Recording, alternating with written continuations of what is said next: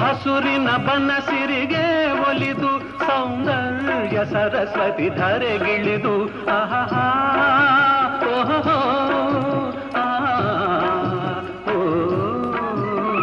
ಹರಿಯುವ ನದಿಯಲ್ಲಿ ಈಜಾಡಿ ಹೂಬನದಲ್ಲಿ ನಲಿಯುತ್ತ ಓಲಾಡಿ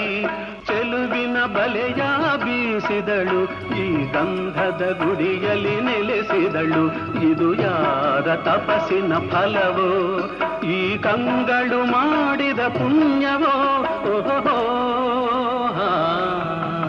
ನಾವಾಡುವ ನುಡಿಯೇ ಕನ್ನಡ ನುಡಿ